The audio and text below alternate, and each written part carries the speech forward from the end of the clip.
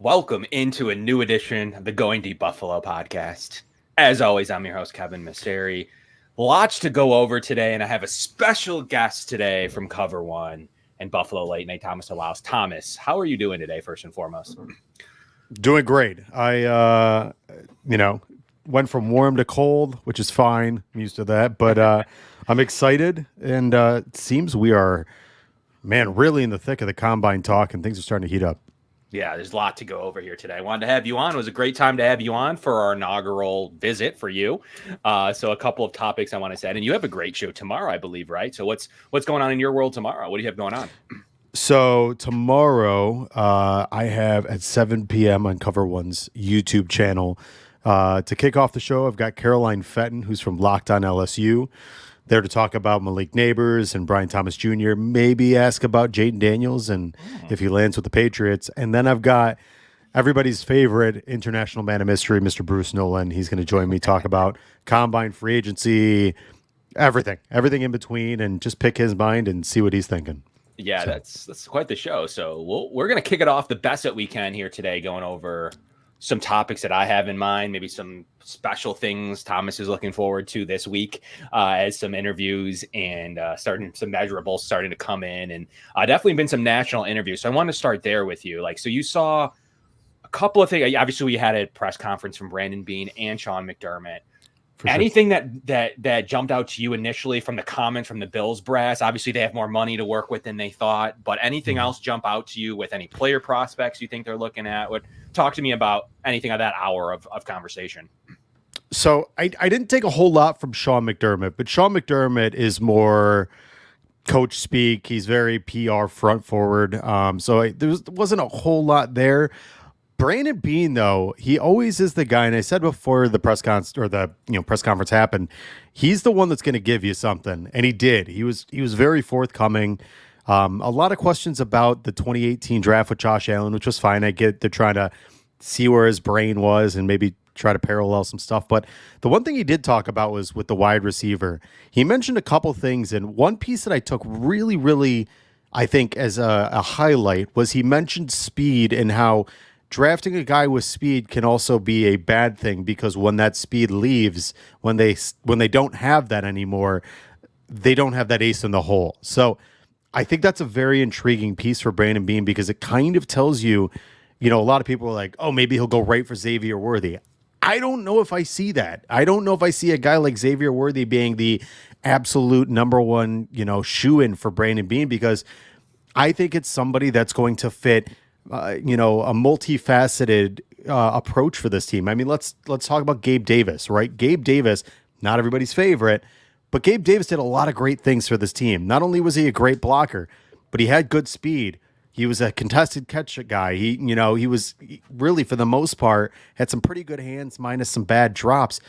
I think that's what you're going to look for, is for Brandon Beane. When he said that, he's looking for somebody that has a bunch of very good traits, not one specifically elite trait. Yeah, I think that's, and what has he been talking about now for like 12 months plus? It's been the rack. It's been the yards after catch. It's been the reception, just the ability after the catch to get up to make moves, to give Josh an outlet that he was missing, kind of Cole Beasley-ish. So I want to get your take on this, because it's kind of a hot topic to me. Are you somebody that believes, so we're talking about rack for a moment, that the Bills need a boundary receiver? Or are you in the camp that, like, let's get the best receiver regardless of where he plays on the field and see the way that makes it work? Because we've heard a lot about Khalil Shakir and how could you get another slot receiver when you have Khalil Shakir? But to me, it's a matter of, like, he's kind of versatile. And the last thing we want to do is, like in years past, where we jump from like Gabe Davis and we're like, okay, we don't really need a boundary because we have Gabe and Stephon. What do we need another boundary for? And I think they kind of caught there a little. What's your opinion on, do you want a boundary, or are you fully in on slot? Tell me about, like, what are you after if you were Brandon Beane? So I think there's a couple schools of thought in the approach to how you could go after this. I think it really just depends on how they deploy Dalton Kincaid, because I think if you looked at how he was utilized at Utah, it wasn't just over the middle. He was utilized as a boundary receiver as much as he was utilized inside. So I think if they start getting him involved on the outside with, like, obviously you've got Stephon Diggs, then I could see them maybe navigating to having multiple guys across the middle. I mean, a guy like Ricky Pearsall from Florida, a guy that can play on the outside but is a really proficient route runner, somebody that would be sneaky good in the middle, a very Cole Beasley-esque receiver. That could be a guy that you could target, but you can move him all over the place. My perception of what he's saying is you're not going to, I mean, would I love a Troy Franklin or a Brian Thomas Jr.? Absolutely. Absolutely. I am clamoring for a Brian Thomas Jr. Those 17 touchdowns this year. I mean, who wouldn't want that in Buffalo? But if I had to guess like what's going to be the stylistic receiver that they're going to go after, maybe it's a Malachi Corley. Maybe it's a guy that you can give him the ball and let him create. Maybe it's a guy like Ladd McConkey, who really, really good on both sides. You can move him inside, outside, great hands, really, really good release package. I think there's a multitude of different types of receivers that would fit the bill, but I don't think there's a necessity. For me personally, the only thing I think is I would be very, very surprised if they go with a guy that's just strictly speed. Like, I love Xavier Worthy. I don't think that's a great move, just purely based on the fact that once Stephon Diggs ages out in 2 years, now you've only got a speed guy and you don't have a guy that's really a great route runner. And I like Xavier Worthy, but he's not a tactician. And you really need a guy that you can have come in and also run some really clean routes. Yeah, I'm actually in agreement with you. I always thought that the pure speed guy was never one that they toy around with it occasionally, but it's never been one that's jumped out to me, especially come draft prospects that they jumped out to me that they need to take. And Troy Franklin kind of fits that leaner, thin frame. I mean, I guess his ceiling is kind of Devontae Smith. Right. You got that tactician who can be fast. Is he weak? Can he overcome that body size? We'll see. I'm interested to see kind of where these RAS scores line up this week, because look, our guy That's we important. Have on the show. Yeah, we have a guy on the show all the time, the founder of RAS, who will come and tell us like teams will not draft tight ends specifically without a 7 RAS. Like, it just doesn't translate. It's the one that translates the best for RAS. And I think receivers starting to become up there too. So obviously we've all seen the footage of Beane pumping up like the Gabe Davis. Like, I hope he doesn't run too well, because we want him kind of in the middle of the draft. I think right. The days of that are tougher now, because people all have their computations and their formulas to kind of overcome some of that sneakiness. And look, right. I said this, Thomas, I don't know if you agree or not. Last year with Puka Nacua and what he was able to do in the end of the 5th round, everybody's going to be looking for that. It's not going to be the 5th round pick this year. You're going to have probably players that are like, you know what, do I want the linebacker? Do I want the backup tackle? Or am I going to take a shot on Puka Nacua? I think you're going to see a lot of day 2 receivers this year, especially with this class. You're not going to say, let me hopefully wait to the 4th or 5th. You're going to go in the middle of the 3rd now. So with that being said, are you somebody that is receiver 1st round? I got to get your take on this. Are you somebody that's like, I got to get at 28, and I'm going to be mad if they go after like a Johnny Newton at defensive tackle? Or are you somebody that's like, I can wait on it because this class is so good. Let's go with a different direction the 1st round. And you got to tell me too, while you're on that, who's your receiver 4? Okay, so got a lot of things here. First things first, I love the Puka Nacua point, because I even thought to myself, there's going to be, like, very similar to when Josh Allen was drafted, you're going to have a lot of people trying to find their Josh Allen based on a athletic profile. You're going to have that happen again. And in fact, it's probably going to benefit a lot of teams that don't need receivers, because it's going to push a ton of talent down just from the sheer fact people are going to try to take somebody probably well above where they're supposed to be drafted because they're tradesy. My wide receiver 4 on this team, man, that's tough, because I think there's a possibility it could be KJ Hamler. I really think KJ Hamler, really good, former 2nd round pick from Denver, a lot of speed, really crafty receiver. I think he's just had one bad situation in Denver. That the quarterback play prior to Russ was just not great, and even 1st-year Russ wasn't great in general. I think he is intriguing. The other one on the other side of that, I'm really interested to see what happens with Shorter. I think Justin Shorter has a chance to be prolific for this team. He's got all the physical traits. He was a 5-star recruit out of high school. Obviously bounced around a little bit in college, didn't have the opportunities that I think maybe, we thought he was going to have as a 5th-round receiver. But in regards to what you're saying, so with this draft, first things first, do I want them to take a 1st-round receiver? Yes and no. And I know that's such a cop-out answer, right? But here's the thing. When it comes down to it, I don't want them to force the need for the sake of just doing it. I don't want them to take one just because everybody says they need one. If there is a plethora, a bevy of different talented receivers, of different talented players at 28, but then you've got and nothing against Ladd McConkey. Love Ladd McConkey. I think he could be very good in the NFL.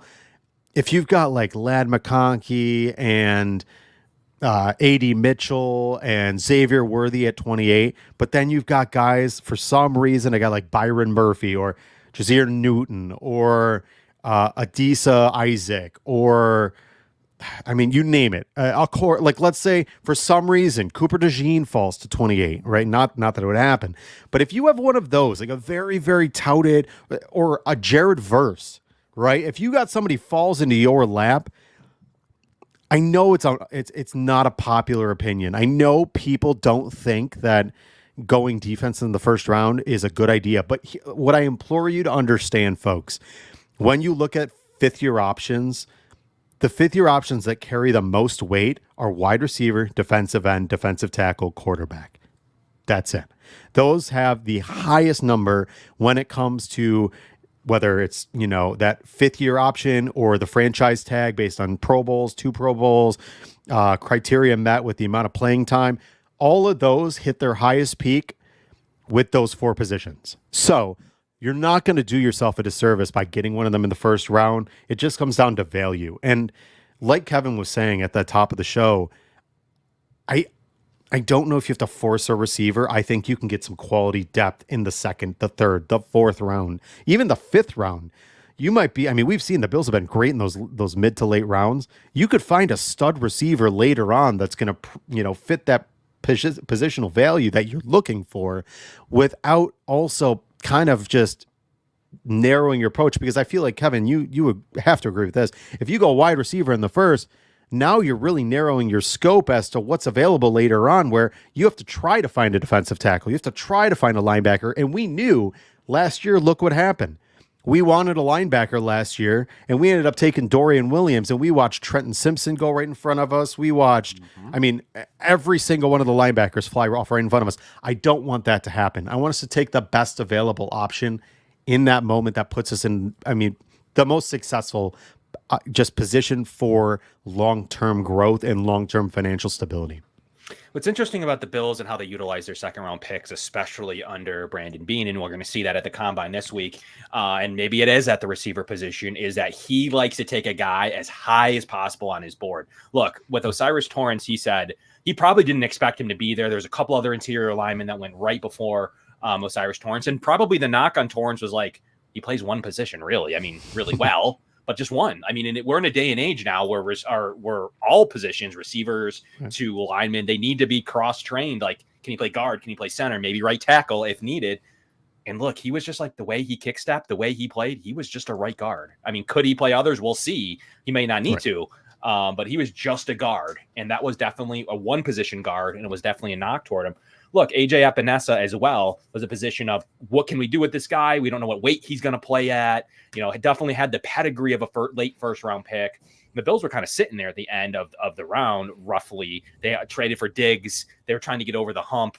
And ultimately, he was their first pick, but ended up working out. But unfortunately, with the 2nd-round pick in nature, only 4 years on the deal, we can't really get the value out of that 5th. So I think that 5th-year option is humongous. And like you mentioned with the receiver, obviously they're not in the market for a quarterback, or so we hope. We don't want a Jordan Love situation.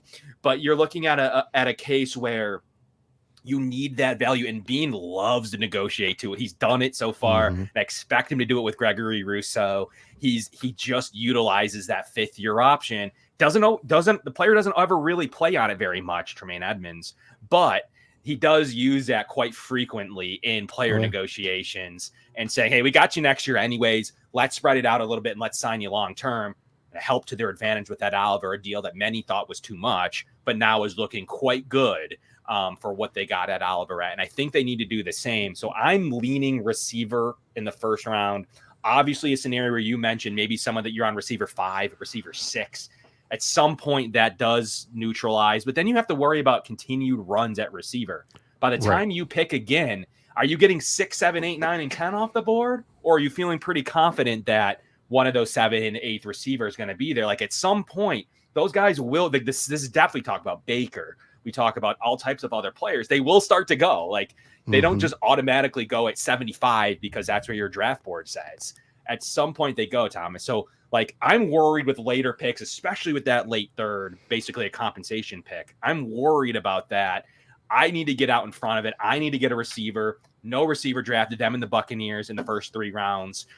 So I do need to get out in front of it. I think it's time. You have the other positions in fairly good shape with the newfound money and free agency you're going to have. I'm receiver all day, and I'm 2 receivers. I'm thinking KJ Hamler is going to have to beat out probably the 2nd Bills draft pick, 5th, 6th rounder to earn that receiver 4. So especially if like, I think you're a Brian Thomas Jr. fan, right? Is he your next guy in line after the top 3?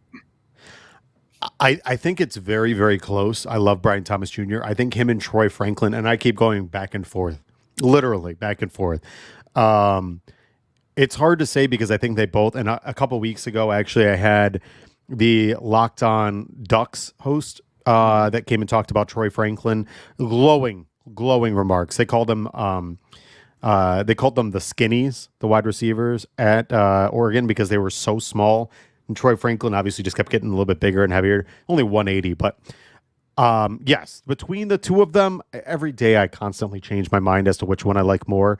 I would be ecstatic. And I will say this, to your point, I am 100% wide receiver first round. I'm all, not Jeremy White's watching this, but choo-choo. I'm all about wide receiver train. I think getting a wide receiver in the first round, first, if you're looking at value, like we talked about 5th round or, 5th year options, wide receiver is one of the best. I mean, look at what guys like, you're going to see Justin Jefferson, Jamar Chase. Those numbers are going to be 33, 34, 35, 36 million per year. And that's only going to skyrocket with the next chapter of wide receivers coming through. That 5th year option, which then gives you that 6th year of that franchise tag, if you need it to negotiate into a contract, is so beneficial.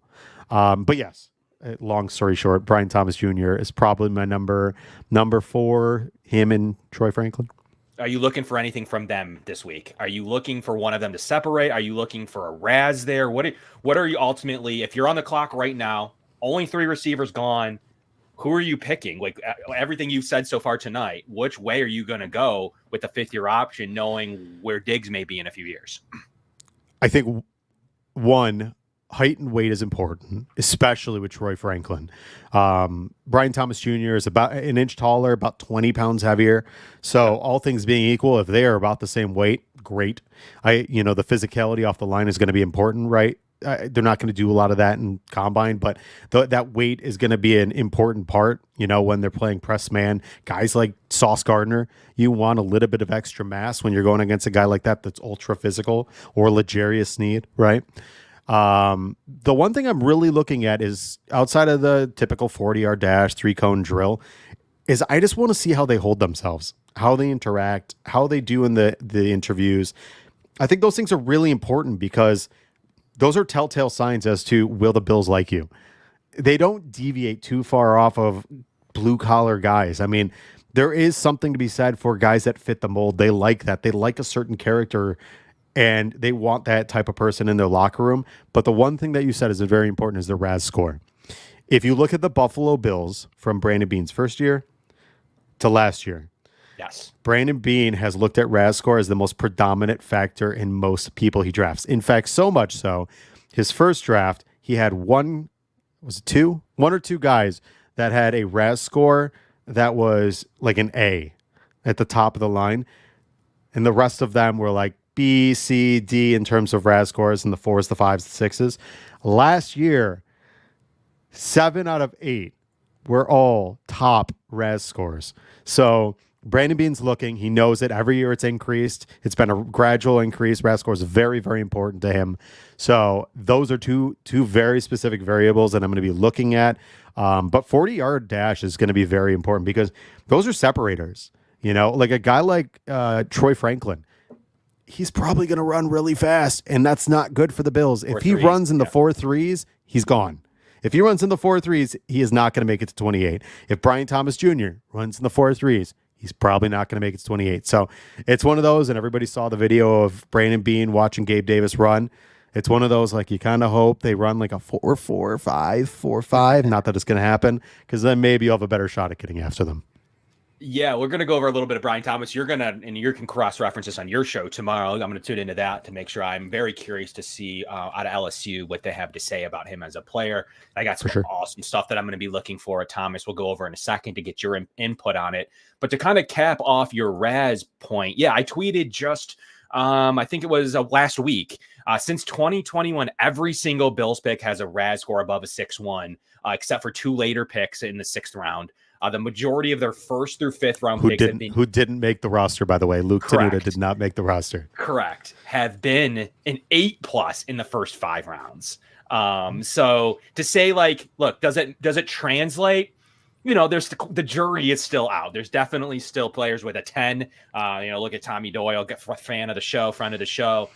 He's had some injury concerns. You know, Spencer Brown's a good example of absolutely starting to play up to the potential of his RAS score. Mm-hmm. And there's many others, like Christian Benford, about an 8 RAS score. There's many other examples we can go through at a different point. Sure. So there's definitely some argument, but especially depending on the positions and most notably offensively, offensive line, tight end, receiver, there's definitely some transferable RASs more so than maybe, you know, on the defensive side of the ball. There could be, you know, it's not always 100% efficient on the D line, for instance. What's really intriguing to me is, like, I am going to be looking at RAS score this week, and we don't have. So I've been asked already a couple times, like, what are the RASs of Brian Thomas? We don't know yet, so we will not know the RAS until their official combine this weekend. So you'll see Kent Lee Platty, and I'm going to have him on the show next month. He's going to be rapidly releasing RASs throughout testing this week. So that's something to look out for. Follow him at MathBomb. He will be rapidly dropping RASs as players test. They run their drills. All of their testing is in. You'll see him start to rip through some very important RAS scores as it comes to Brian Thomas or Troy Franklin or whomever will be testing throughout the weekend. So make sure you check out all of the updated. We don't have them yet, or we'd be going over them. But that is a pretty important factor because Brandon Beane is officially using it per Kent Lee Platty. He's been on the show and tells me that himself, whether it's, we don't know the value yet, but teams do contact him for data. We don't know to what extent they do, but he couldn't elaborate due to team contracts or what have you. So that is what's a pretty interesting point when it comes to RAS, that teams do use it. Maybe they've developed have their own people to create their own RASs, but either way, their RAS is probably very similar to what Kent Lee Platty puts out. So at the very least, those RASs probably line up. So that is going to be a key thing we're going to be looking for this weekend. Some of the players you've already mentioned, if they test in the 4.3s, and I've heard Brian Thomas could. We'll see. They say he could run in the 4. I don't know if I believe that, but they say he's going to run in the 4.3s. You could kiss with his route running. You can kiss him goodbye. He's a top 20 pick if he does happen to score there. Troy Franklin, they're expecting that, so there's still a little possibility. But same with him. If he hits in the 4.35s, yeah, he's long gone. I just don't. There's going to be 5 receivers off the board by the time the Bills pick. To your example, will the Bills then go with the receiver 6? I don't know. We'll see. But something that was very interesting about Brian Thomas Jr., I want to get your opinion on and hear your show tomorrow. But he had 17 touchdowns. 10 were from 25 yards plus, which is cool. Take that a step further. His ADOT, so his average depth of target, jumped from 10 to 14. His yards per route jumped from 11.6 to 17.3. So he's in the Gabe Davis range of, yards per route. Sure. And it's safe to say, like, he was very effective in the college game. Do any of those things jump out to you? Like, what kind of things are you going to be looking for from your guest tomorrow? One of the big things I want to know is how he translates into the NFL, because very seldom do you see receivers thrive as just vertical, running straight bombs down the field. You're just not a successful person doing it. It happens, but you become a very limited option in most offenses. Knowing if he has the capability, or she perceives he has the ability to become a more nuanced route runner, is incredibly important, because, like I said, Sean McDermott, Brandon Beane, and specifically with Joe Brady, they want to know that they can line him up wherever they need and be versatile. That's been a big part about what this offense has become and will evolve into. If you look, and a big part, and I implore, if anybody doesn't know Joe Brady, go back to that LSU offense. I guarantee he's going to take elements of that offense. They lined up those wide receivers everywhere in the slot. They had, stacked coverages. They had them, running motions, everything. I want to know if you can do that and you have the success, because it's great. I love that he has the ADOT that's a 14, and I love the fact that he has the ability to catch deep bombs. That's great. That's something we need for Josh. But I also don't want a Gabe Davis type of situation happen where it's a limiting factor to the offense. And you saw with Gabe Davis, you needed him over the middle at times. And maybe it was by design, but you need to have the ability to have a guy that, if Stefon Diggs cannot play or he needs to be off the field, that Gabe Davis can run the same routes that Stefon Diggs does. So knowing that he has the ability to be versatile is incredibly important. The other thing I want to know is, his catch percentage was an 82 for the year. That's great.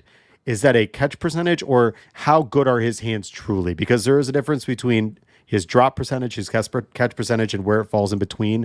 So knowing how he actually plays in the offense, is he as much of a hand catcher, more so than a body catcher? All those little nuances to his game are incredibly important, because when you're playing against an ultra physical corner like a Sauce Gardner, you need a guy that can pluck that ball out of the air with the greatest of ease. So those little things are going to be important. But the big one I'm going to find out is, what kind of person is this person? What kind of person is Brian Thomas or Malik Neighbors? Is this a person that is a leader? Because here's the thing, guys. One of these, and I would love the idea of trading up for Malik Neighbors, but is this the type of person that can take over for Stefon Diggs, right? We want somebody that can maybe be the heir apparent to Stefon Diggs. That's a huge factor in all of this. Is this somebody that can take on that stress, take on that load in 2 years when Stefon Diggs' time is up?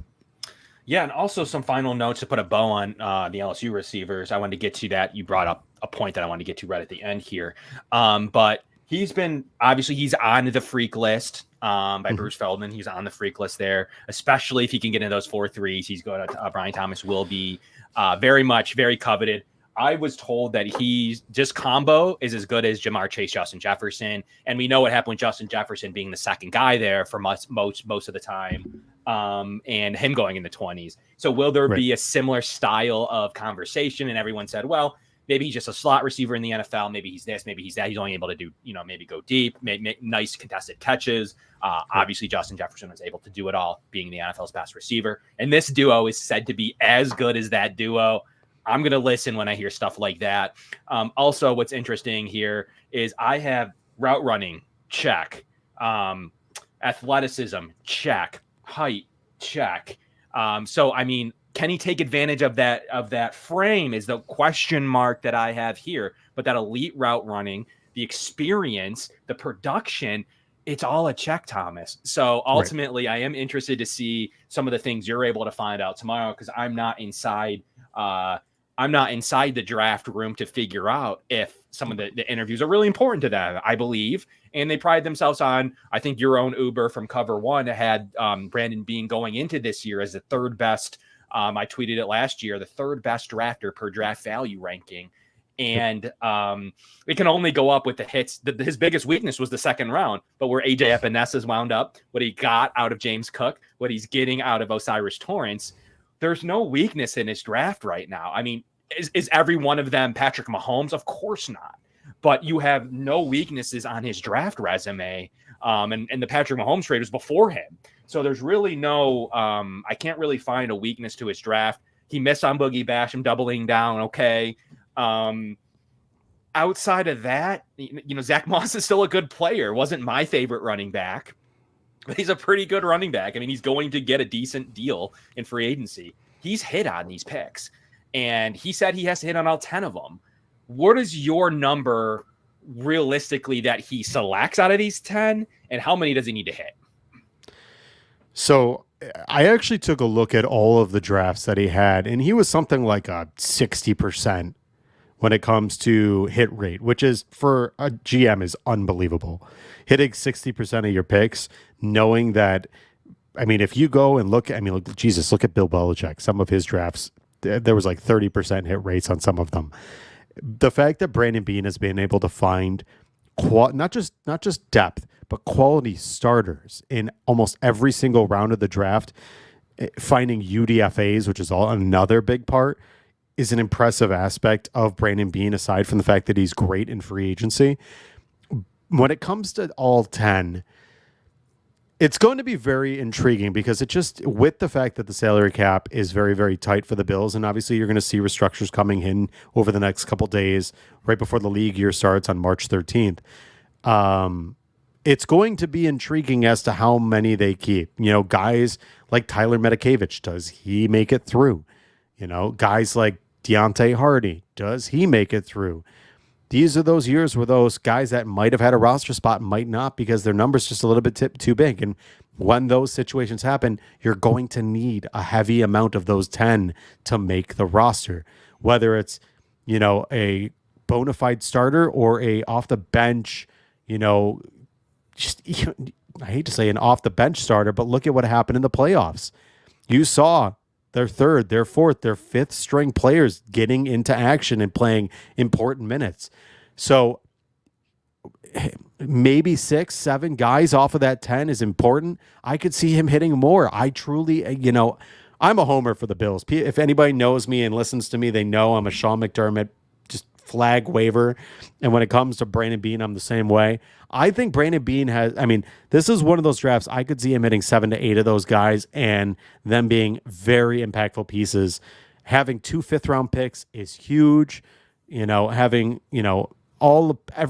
picks in every single round is going to be beneficial to him. But I think when it comes down to it, these are the types of drafts, especially as this roster gets older. We're one of the oldest in the NFL. You have to hit. You have to churn this roster and refill it, backfill it with a lot of inexpensive young talent. And I think Brandon Beane's going to do just that. Yeah, and one of the, quote unquote, the Chiefs were able to fuel their run last year on a couple of hits. But this year, I wasn't as impressed with their draft. Yes, they got Rashee Rice. I mean, their first round pick didn't really produce. We saw a splash play in the Super Bowl from him, but, wasn't really effective. Wanya Morris was not really that effective. We saw Connor come in a situation after a concussion where he was able to come in and flash like Gabe Davis style. We'll see if he's able to continue that. Didn't get anything out of BJ Thomas. Coburn didn't really, wasn't really useful there.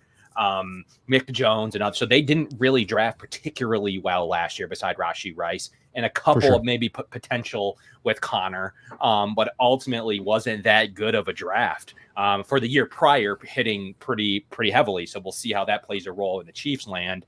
And then you see ownership and, to your point, ownership and head coaching get a wonderful score today by the PA. An A for McDermott, which would put him tied for 5th. I saw some stuff where he was like 11th or 12th in McDermott by the NFLPA, but he was really tied for 5th with his scoring. And then Pagula with an A-, definitely thought I'd see a tick lower, whereas the Chiefs ownership, for whatever reason, last in the league. That was really interesting to see. I would think a guy with back-to-back Super Bowls just out of pedigree would have been at least middle of the pack for ownership, but wasn't. So those are some intriguing points that the players, the ex-players who that have been interviewed for articles, and others like the coach. Like, ultimately, that was their time to stress. Dun, dun, dun, dun, dun. Right. Yeah. That was their time to stress privately that he wasn't a very good coach, that the team is being held back, and give him a C, give him a D, probably where a lot of fans think he is. But ultimately, competition committee, top 5 in the league in many regards, second most winning coach since 2020. At some point, he's safer than all of our podcasts and all of this local media and national media will ever admit, especially when they're 6-6. The reason he's top 5 as a coach, because he does exactly what he did this year, rip off 4, 5, 6 wins every single season. It's not just randomly in 2023. It's every single year the Bills, whether they play the Chargers or whether they play the Chiefs, they win games to end the season to put themselves in a number 2 seed scenario. One of these years, they'll play a touch better in the beginning to earn that 1 seed. Most notably, I thought it was going to be last year, but we saw the DeMar Hamlin situation, and that I think took its toll on the team. So as you pivot into what the Bills need to add here, I have to talk about it. I have D-line with exclamation points on my production notes. Where are you at with D-line? Do you think they'll go vet heavy here? I think they'll trend vets in this position. But is there a world where they stack they've already had interviews, they stack some of these D-ends and D-tackles more than the average fan is going to want to probably admit? So there is some really nice pieces in this draft. There's a very differing opinion on them. I think there's some really, really, really talented defensive tackles, not big guys. You're seeing a lot of smaller 6 foot, 6'1", 6'2" guys, not your beefier 6'4", 6'5", 320. But I think that's a trend more. You're seeing a lot of the more compact style defensive tackle, defensive ends, guys like a Darius Robinson, Byron Murphy, a little bit smaller, a little bit leaner, a little bit quicker and twitchier. I could see them going in the draft, and like I said, value versus pick and where it falls. I could see them doing it in the first round. But there is some really, really nice pieces. In fact, I'm going to bring up my list real quick. My buddy Joe DeRosa, who has the Under Review podcast, he asked me about some of the free agents I liked. And there's a couple really nice ones. Guys like Danico Autry and Mike Dana. Danico Autry from the Tennessee Titans, very talented, versatile, play him inside, outside defensive line that had a very nice year, especially knowing all the injuries that Tennessee had. A guy like Mike Dana from the Kansas City Chiefs, who, had kind of a renaissance year and is a free agent. And in fact, if you like Mike Dana and you liked what he saw, so did Brandon Beane. Mike Dana was a top 30 visit for him in his draft season. And then on the defensive line, there's a couple other guys. My big guy, I don't think they'll do it. I've been asking for years. I doubt they'll do it. I would love for them to go after a guy like Fletcher Cox. 36 years old, a little bit older, still good, still talented, still one of the best in the game. If he'd be willing to come here, especially knowing that Eagles defensive line, he's not going to get playing time. That line is so chock full of talent. If you want to come and chase a ring, come to Buffalo, play alongside Ed Oliver and Daquan Jones. I mean, I can't imagine Fletcher Cox and Daquan Jones next to each other. That would just be a masterpiece. Isaiah, I think it's a bit of a mix. I could see them going both in the draft and in free agency. Again, I think it just comes down to the value base. Kevin, we've talked about this the last couple of years. Brandon Beane wholeheartedly will go BPA. He's not going to chase a pick. He's not going to chase a position. He knows that gets himself into a pickle. We've seen it, like we've talked about. Right, exactly. Elam is the perfect example, and fortunately now he's finally going to get a chance this year, but that's aside from it. That's a whole different ballgame. We talked about it with the linebackers. When you start pigeonholing yourself and you're chasing a player, you're going to be putting yourself in a position of you're relying on nothing else happening in front of you and everybody falling to where you want them to. Sometimes it does. James Cook fell into their lap. Sometimes it doesn't. Trent McDuffie. We've seen it happen. It's a possible scenario. So I think they're going to try to fill what they can in free agency. I wouldn't be surprised seeing a couple of their guys come back. Guys like Shaq Lawson come back on a very veteran minimum deal. I'm fairly confident Daquan Jones is probably going to be back in Buffalo next year. I don't expect to see Jordan Phillips. I could see a guy, who's the dude that was in the Jets last year that was with us a couple of years ago? He played for Seattle. Why am I blanking? Quentin Jefferson? Quentin Jefferson. Quentin Jefferson's a free agent this year. Wouldn't surprise me if they brought him back in for a 1-year deal. They're going to find a couple really easy veteran minimums there, and I don't doubt they're going to replenish through the draft. So it's going to be tough, but I think there's a couple options available for them. It just depends on how much. And the tough thing is, and Steve Noble, Tiertar, I think he's going to price himself out. Tiertar had a really nice year. The problem is, when it comes to defensive line, there's going to be a very minimal amount of money that they're going to have available to them. Maybe a little bit more with that $12 million that came, that a little bit raised in the salary cap, but I think a lot of that stuff is going to be to try to retain your own. And maybe that is AJ Epinesa. I think it is. Also, I love Shaq Lawson. We'll see if he returns, fan and friend of the show. Haven't heard from him. It's been all quiet on the Shaq Lawson front.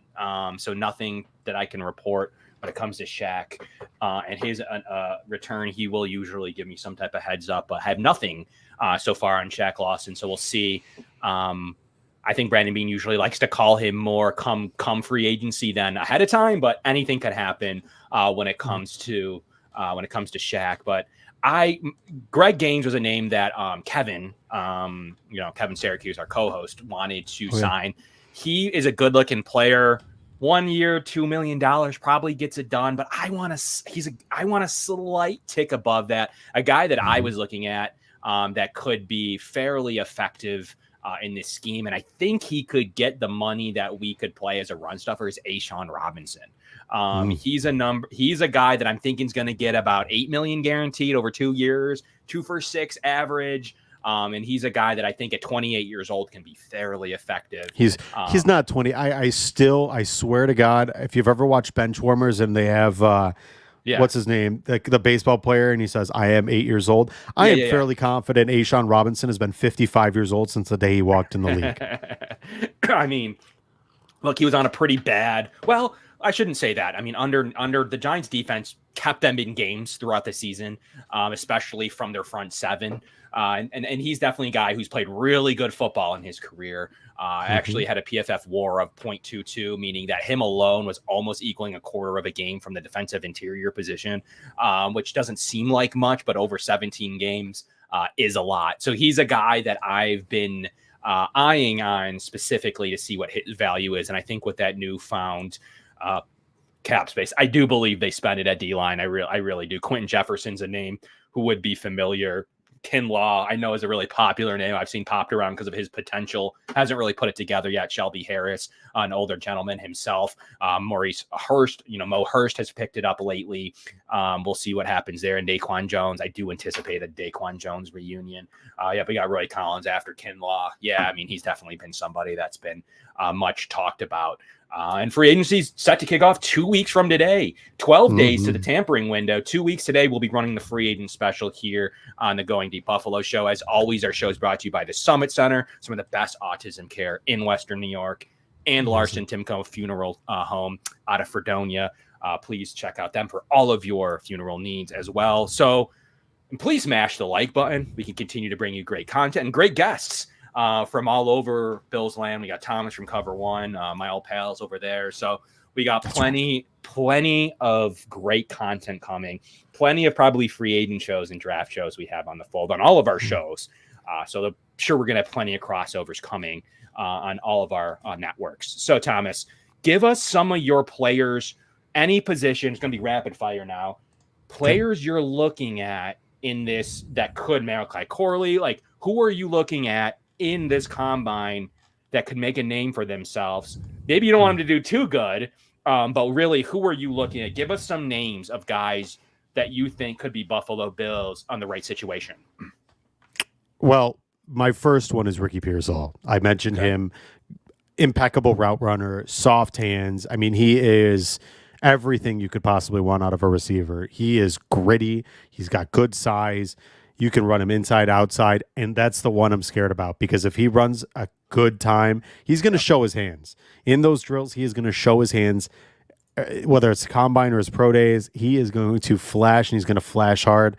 That's one I'm scared about alongside Javon Baker. I think another guy that in a smaller program, UCF, I think he's a guy that could, really stick his name in the hat. Coming from Alabama, going to UCF, not having the notoriety or the name exposure, he could really move up draft boards, and he has. Guys like Matt Miller, NFL draft scout, have started talking about guys like Javon Baker. Then there's some other names down the board a little bit further. Like you said, Malachi Corley, another one right there. Brendan Rice, son of Jerry Rice, a guy that's got good size, good speed. For the most part, minus the Senior Bowl, good hands. Those are guys I'm going to be keeping an eye on because those are going to be those when you're kind of trickling down the draft board, you're wondering where they're going to fall. Maybe that's where you're going to get your value. Those are the ones that are going to be my keeping an eye on in terms of that. Other than that, there's some other good quality positions, defensive tackle, defensive end. One of my guys is Mason Smith. I think, if you look at a guy like Mason Smith who went and got injured, tore his ACL, he's a defensive tackle out of LSU. He has been incredibly impactful. He's super big, 6'6", really, really, really one of my favorites, yeah, a stud of an athlete. He's 315 pounds, but he looks like he could run through a brick wall. I think he's the type of guy that in a good environment, being able to learn with some really, really impactful teachers like the Bills have in their defensive staff, a guy like Bobby Babich could really coach him up. I think so. I think that's a guy that I would really be excited to see. I'll be intrigued to see what the testing does for him. He might be a guy that RAS score is going to blow through the roof because he is a physical freak. And then a couple other guys, Braden Fisk, a guy from the Senior Bowl that met with the Bills so far at the Combine, a guy that really screams Kyle Williams, just a dude that is all grit, all blue collar, really, really, really talented. Not a bigger guy, but got some really good physical attributes. I think he'll test. I think he's going to test like crazy. I think he's going to blow the test apart. That's a guy that I'm really, really intrigued about. And then the one I'm really, really, I want to see what he, we talked about with Brian Thomas Jr. and Troy Franklin. I'm really interested to see how Tavondre Sweat weighs in because that weight is going to be everything in terms of what yes. coaches and GMs think about him. If he weighs in 360, 365, 370, he is going to plummet down that draft board like crazy. But if he comes in 330, 340, he's going to go in the first round. Don't be surprised because, man, that talent as a one tech, which there's not many in this draft, he is going to be hard to come by. And I think he's the type of guy that if he comes in shape, boy, oh boy, he's going to be the cat's meow for a lot of teams. And I was given some by Chris Trapasso, some of his updates, CBS NFL, to some of the players you just mentioned. So giving some of those player updates right now as we enter the Combine. Fisk 61st. So right now they have him as a second round pick. So he's been climbing up board. Tavondre Sweat, 99th prospect though. So that was interesting to me to see that update come in prior to the Combine right now. So these are live updates that I was sent by Chris Trapasso. Smith, 133 on Smith from LSU. So so there's definitely some middle round guys that Bills could potentially wait on at those positions. The funniest ones, though, well, not funny, kind of more interesting at the receiver position. Some guys you've mentioned, the top three obviously are there. Brian Thomas comes in at 4, 23rd on the new big board. 31st is Xavier Worthy. And guess who's number 33 on the prospect list? Javon Baker. So he has risen to the top of the second round. Not sure if there's a range there for the Bills to get a hold of someone like Baker, because if they wait on the first round, Thomas is off the board. Worthy, Keon Coleman, Baker, A.D. Mitchell, Franklin, McConkey. Those guys are all off the board before you pick again. So at some point, that gets a little too thin for me, especially with some of the brand new rankings. Franklin 49th was interesting. that I thought that kind of jumped out to me. McConkey 55th, Xavier Legette 66, Malachi Corley 70. And my guy Malik Washington for Virginia is going to be a really good NFL player in my opinion. Slot maybe only, so that's really where I asked about the slot question. And everybody knows how big I was on Tank Dell. Definitely a hotly debated player for some reason because I don't know why, but was a really good player. Turn on his film against Sauce Gardner, and you'll see why someone would like Tank Dell. But Washington pops, man. 80th right now. He keeps climbing. He's going to be a third-round pick, maybe higher, but we'll put him in the third. Will be gone by the time the Bills pick in the third. So will they go with a guy like a slot receiver? I am all eyes on Washington this weekend here as he runs too. But those are some of the biggest names of movers and shakers that I saw. And Keon Coleman's still sitting at 32. Are you somebody that likes Keon Coleman? Man, he is. I think he might be one of the more polarizing wide receiver prospects because I just don't know what to think of him. He physically, he screams number one receiver. He looks the part. He reminds me AJ Brown, Eric Moulds, the frame, the body, the size, the physicality, the muscles, the physique, everything. He looks the part. I just don't know what to place of him. I'll tell you this much. The combine, and maybe I should have mentioned him. This combine's going to be it's going to be either a huge boost to him or a backbreaker to Keon Coleman, because if he runs in the mid 4.5s or 4.6, that's going to crush him. But if he runs as a high 4 or like a low 4.3, high 4.4, man, I'll tell you, that could absolutely get him into the conversation of the back to the third, or maybe even creeping up above and right around Troy Franklin and Brian Thomas Jr. I've heard some people say Keon Coleman is the fourth receiver in this draft. So that's one thing, Kev. There is a very differing after the first three, and even in the first three, some people still don't know if Neighbors and Harrison are 1, 2, or 2, 1. Yeah, so there's a bunch of disparity in terms of these guys and how people perceive them, and so it'll be intriguing to see. A lot of guys with people's opinions, guys like Xavier Legette, A.D. Mitchell, somebody mentioned that a little bit ago in here, what they think about him.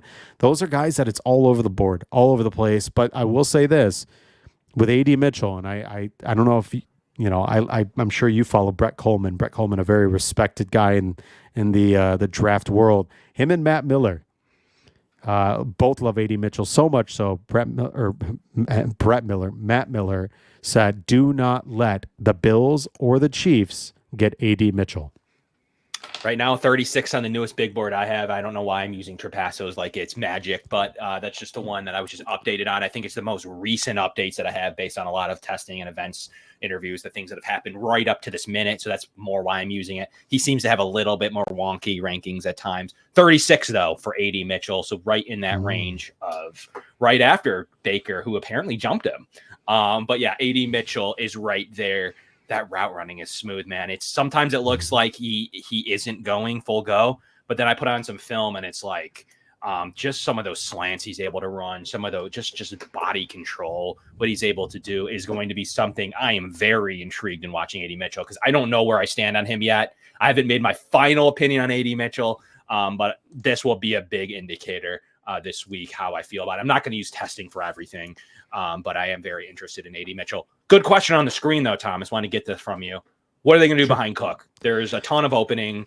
You going with a veteran, like you're going to go out there and get a Foreman or a Zeke, or are you thinking a bruiser in the 4th, 5th, 6th round with all those mid-round picks? Which way are you leaning? Give me a name. Well, I got one for both. Okay. If the Bills really want to be exciting, Derrick Henry would be the guy I would go after, truthfully. And I know it sounds crazy, but Derrick Henry has been stuck in Tennessee forever. You get him to ring chase and say, hey, come play with Buffalo. He'd be picture perfect complement to James Cook. He has everything you could need. He would do everything you want. But the guy that I love is Audric Estime. Audric Estime out of Notre Dame. he looks like Brandon Jacobs with just pinwheels for legs. Dude is fast. He's physical. He's big. He's friendly. He's just, I'm telling you, I think Audric Estime has the chance of being one of the best running backs. The big names of Jonathan Brooks and Blake Corum, excuse me. Awesome. Love the high end potential. I think Audric Estime is getting grossly overlooked.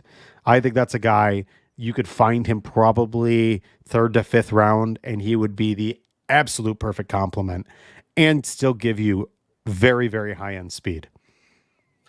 Got him as the 99th prospect. That's where the Bills happen to pick.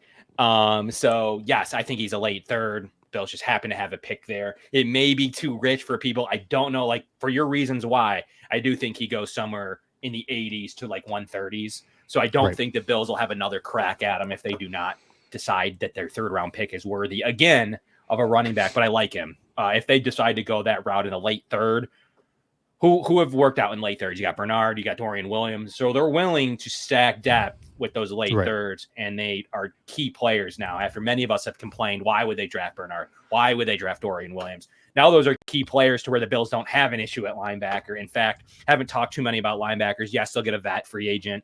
But other than that, like not really worried about linebacker for the reasons of being able to score those guys in the late 3rd. Estime is a guy I had on my list as well, right in the same range you do, but I think they'll have to pull the trigger maybe if they're lucky in the 4th round, but I think that he is going to go off the board fairly early on in the running back rankings for what he's able to do. And Austin Eckler at all intriguing to you? I like Austin Eckler. I wonder how much $5 million only. Like, I'm not talking a ton. I mean, if he comes in cheap, absolutely, he's explosive. I mean, in fact, he'd be an incredible weapon in the passing game. I almost feel like he'd double down as James Cook. I mean, he's not really a thumper per se, so he doesn't provide that size. Maybe like they went and got Latavius Murray and Ty Johnson. If I'm banking on Brandon Beane and what Brandon Beane does, my guess is Ty Johnson comes back on a $1.7 million veteran minimum deal, and he was just fine doing so last year. But what I'd like to see, Austin Eckler has been a stud ever since he came into the league. So I think it'd be great. And, at the end of the day, any weapon is a good weapon to add to this Bills offense. And I think the more you've got in Josh Allen's arsenal, I think it's perfect. Well, Thomas, we really appreciate you and your hour of input. Give us a final name to watch in this combine. Someone you've been thinking about.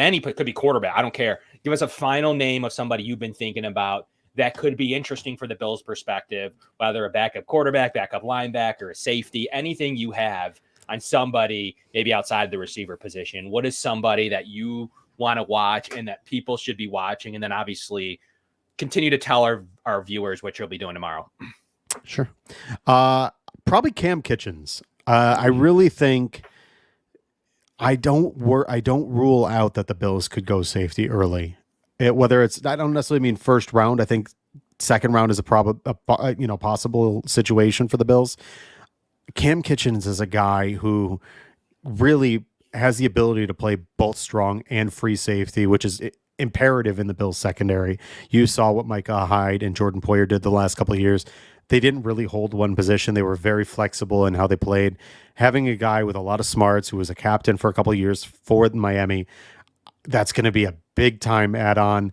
And maybe you can look and see James Washington as running mate, who's like 6'5" and 200 pounds, almost the size of a linebacker. I think he'd be another one that you'd look at. But Cam Kitchens, as I think, is huge for the Buffalo Bills. Aside from that, Kevin, of course, I love you. I appreciate you having me on here. One of my running mates when I first started doing podcasting. But if you want to check me out, and I do very much appreciate if you do, tomorrow, 7 p.m. on Cover One's YouTube channel, I will have Caroline Fenton of Locked On LSU to talk about Malik Neighbors and Brian Thomas Jr. Like I said, maybe Jaden Daniels. Mason Find out. Smith. Yeah. Mason, right? Any one of the LSU players that she can give me some information on. Then joining me for the rest of the show, one of my all-time favorite, a guy that just brings it no matter whenever he goes on a podcast. Mr. Bruce Nolan. I almost forgot his name. That sounds stupid. Bruce Nolan, the literal epitome of no one knows who he is. So if you want to join me tomorrow, I very much appreciate it. I'd love to have you guys. 7 p.m. Cover One YouTube channel. But Kev, appreciate you. This has been a blast. Yeah, and thank you so much, Thomas. Really always appreciate your input, and congratulations on all the things you have going on your Thursday show. I look forward to personally tuning in, and hopefully some of the viewers here today will be able to tune in to see some of the great things that are going on there. Thomas, thank you so much. Cheers, and thank you so much for coming on. Appreciate it. See you guys. See you later. That was Thomas from Cover One of my favorite guests, one of our favorite fans of the show, a guy that we go back pretty far with. And just to kind of wrap up some of my thoughts, we didn't go over safety too much. I wanted to hit on that at the top of the hour here. And Cam Kitchens could be a guy that Thomas, as he left us off with, he could end up being a guy that reminds me a little bit of Osiris Torrance, not in a position, but in the way that he gets drafted, because everyone's talking about him at the end of the first. It could pick the Bills' first round pick. We heard the same thing from a need position from the Bills last year, where maybe Osiris Torrance was the pick. But if you really look at it from a perspective of, I just think there's too many other good players in this draft. And many of the receivers we've already mentioned, guys like Baker could climb. There's going to be receivers that go in the first. Cam Kitchens could very much, when you got a Tyler Nubin jumping him from Minnesota, maybe he could be very much in play in the second round from the safety position for the Bills. So I'm not ruling out that Nubin, Bullard, Cam Kitchens, those guys could be available when the Bills do come back on the clock around their second round pick. So that's really where I'm eyeing. I do think safety is very much in play. And if not, a couple of names that I like later in the draft, James Williams, kind of a linebacker safety hybrid, a guy like Chin, free agent that everybody wants. So I'm watching James Williams a lot this weekend to see how he tests and where he goes. Cole Bishop from Utah, another name that could be had on day 3, early on day 3. So I'm watching both James Williams and Cole Bishop and what they're able to do from the safety position. So I think that those are two names that I wanted to leave you guys with to watch. And I know there's a lot of fans of Malik Mustafa from Wake Forest, could run in the 4.3s. Another name to watch for at the top of the 4th round, late 3rd round. The Bills could be targeting a number of these safeties. I do think that they add to this unit. Once again, Cole Bishop, James Williams. You got Bo Braid, you got Malik Mustafa. It's just some solid looking safeties in this class. And I'm really interested to get my hands on some of them. If the Bills do decide to go that route. Josh Proctor is another name. Evan Williams from Oregon. Just a few names to note as the Bills will be adding to this position group. And Trey Taylor from Air Force. Just a couple of guys that I think could be key contributors in this league, at least on a backup basis. Also going to be tuning in pretty heavily. I think the Bills will be interested at least somewhere along the lines. We didn't talk much about edge, but based on what they do in free agency, Chop Robinson, you have Darius Robinson that also mentioned by Thomas. You have Gabriel Murphy from UCLA.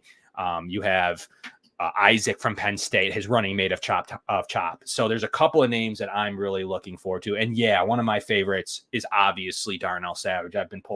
I have him on my free agency wish list of what Bills will do. I think they'll sign Darnell Savage if they can, running mate. He has played with Rasul Douglas. They have been very effective together. Some of the numbers coming on when they're on the field together are very strong, especially when they've been on the same side of the field. I was trying to pull up data on that. So Rasul Douglas and especially when paired with Darnell Savage is a mix. I want maybe only cost $3 to $4 million on the cap this year. I think he's very affordable from the safety position, but I really appreciate everybody tuning in an hour and 5 minutes with us. And we're going to have way more to review next week. This is just the pre, because obviously we haven't even had basic weight measurements yet. We're going to have a lot going on starting tomorrow in the combine. I can't really break down any razzes, but guess what I can do next week on the show? It's going to be a free agency special and a combine breakdown of all my razzes of all the guys that we're going to have broken down. I'm going to have Kent Lee Platty on at the end of the month in March, after free agency, of course, to talk about his favorite razzes, where the Bills could go, what he found from the combine, one of the best math and data people out there. Doesn't do anything like I know people will be like, everyone can have their own RAS. It doesn't mean anything. But I think it's pretty important. Brandon Beane has been proven to now utilize it. Like I said, all 8 RASs from the 5th round and earlier. So I do think that it is important. I want to get his opinion on that and what the Bills will be doing probably late in March. So look out for that. It's going to be a fun show. Next week, we're going to have the free agency show. We're going to talk all things free agency and then some of my RASs from the combine, some of my combine stars. So you don't want to miss next week at all from the Going Deep Buffalo show. I have Kevin Syracuse back from Florida, and we'll be talking about a lot of topics. We're going to have so many things come out, probably some restructures and more to talk about, Connor McGovern being one that has restructured. And I wanted to leave you guys kind of with my final thoughts, kind of to recap our show last week of being Brandon Beane. I wanted to leave you guys with some final thoughts on where I think the Bills will end with the draft, or excuse me, with their salary coming into after all their restructures and moves and possibly extensions. I think the Bills will end around $47 million. So we'll see how close I get. I'm going a little aggressive, more than some of the others going conservative, but I think they pull enough levers to be at $47 million before free agency starts. What can they do with that money? They could go David Edwards re-signing to Foreman, Boyd, Greg Gaines, Daquan Jones, AJ Epinesa, Yetur Gross-Matos, Troy Reeder, and Darnell Savage, and still have money left over. So that's kind of what we'll be recapping next week with some of my favorite draft combine specials. So thank you all for tuning in from the Going Deep Buffalo show on the Built-in Buffalo Podcast Network. I'm Kevin Massare, and I will check everybody out next week here for a very great edition as we get into March. The regular season is right around the corner in August. However, lots to go over. It is a new season, and it's time for the Bills to make their run. We'll talk to you guys later.